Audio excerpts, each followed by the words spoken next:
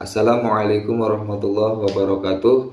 Perkenalkan, nama saya Syarif Hidayat dari Prodi Manajemen Fakultas Ekonomi Bisnis dari kelas RA3.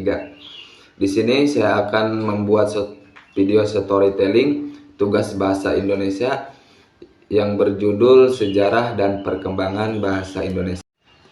Nah, perkembangan bahasa Indonesia, lisan maupun tulisan, berkembang mulai pada saat terbentuknya, yaitu pada tanggal 28 Oktober 1928 bersamaan dengan momen Sumpah Pemuda.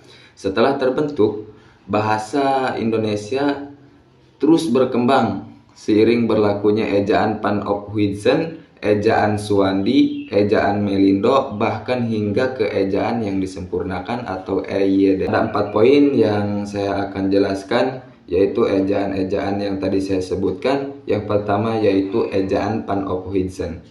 Ejaan Panophuijsen itu yang bisa disebut ejaan lama, jenis ejaan yang pernah digunakan pada zaman kolonialisme Belanda. Ejaan ini umumnya digunakan untuk menuliskan kata-kata bahasa Indonesia menurut model-model yang dipahami oleh orang-orang Belanda, yakni menggunakan alfabet Latin dan bunyi yang mirip dengan cara peraturan Belanda.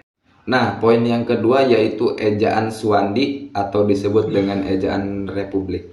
Ejaan Republik atau ejaan Suwandi adalah ketentuan ejaan dalam bahasa Indonesia yang berlaku sejak 19 Maret 1947. Ejaan ini biasa dikenal sebagai ejaan Suwandi. Menteri Pendidikan dan Kebudayaan kala itu yang mengumumkan berlakunya ejaan tersebut.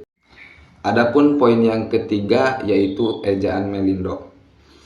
Ejaan Melindo adalah sistem ejaan Latin yang termuat dalam pengumuman bersama ejaan bahasa Melayu Indonesia sebagai hasil usaha penyatuan sistem ejaan dengan huruf Latin di Indonesia dan Persekutuan Tanah Melayu. Keputusan ini dilakukan dalam Perjanjian Persahabatan Indonesia dan Malaysia pada tahun 1959. Poin yang terakhir yaitu ejaan yang disempurnakan atau yang disebut EYD.